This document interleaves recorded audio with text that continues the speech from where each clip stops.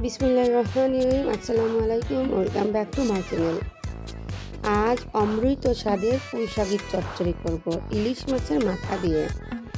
এভাবে একবার পুঁইশাকের চচ্চড়ি করবেন, অন্যান্য সব সুস্বাদু খাবার রেখে দিয়ে বারে বার মন চাইবে এই পুঁইশাক চচ্চড়ি দিয়েই সব ভাত খেয়ে নিই।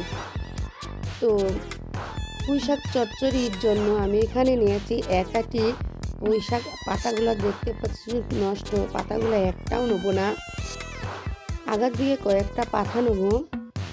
এই চচ্চড়িতে পাতা নিলে খেতে ভালো লাগে না, আমি শুধু ডাটা নিয়ে এই পুঁইশাক চচ্চড়ি করব। আর পুঁইশাকগুলো কেটে নেবো ছোট ছোট করে, কাটলে পুঁইশাকের স্বাদ অন্যরকম বেড়ে যাবে। এই যে মাছের মাথা, একটা মাথা এভাবে ইলিশ মাছের মাথা কেটে নিয়েছি, পেঁয়াজ কুচি নিয়েছি, রসুন কুচি নিয়েছি, কাঁচামরিচ চিড়ে এভাবে ফাল দিয়ে নিয়েছি। তো চলে যাচ্ছি চুলায়, কড়াই দিয়ে দিচ্ছি আর দিয়ে দিচ্ছি তেল।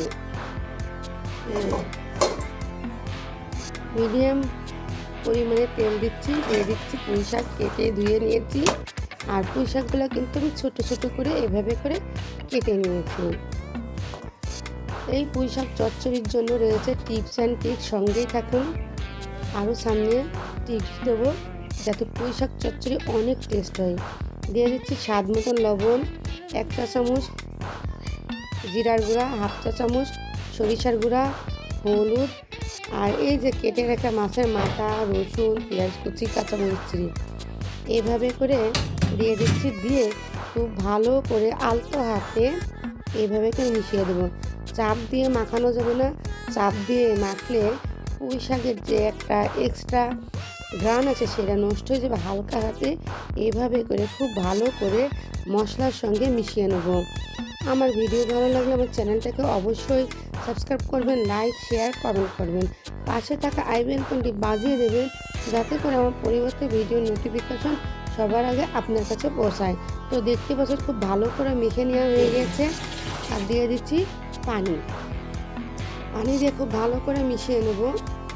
নিয়ে চুলাটাকে জ্বালিয়ে দেবো, ধরিয়ে দেবো। দিয়ে এই যে দেখতে পাচ্ছেন ফুটে উঠছে, একবার মাত্র আমি মাঝখানে নাড়া দিয়ে দেবো যাতে করে সব মশলাটা পুঁইশাকের সঙ্গে লেগে যায়।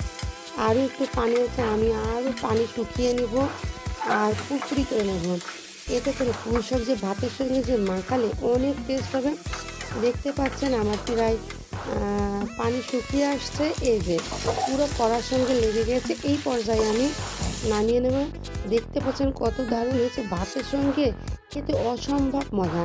আপনারা একবার হলেও বাসায় এভাবে পুঁইশাক চচ্চড়ি করবেন, অনেক টেস্ট হবে। সব কিছু রেখে দিয়ে পুঁইশাক দিয়েই ভাত খেয়ে নিতে মন চাইবে। আজ এই পর্যন্তই, আল্লাহ হাফেজ।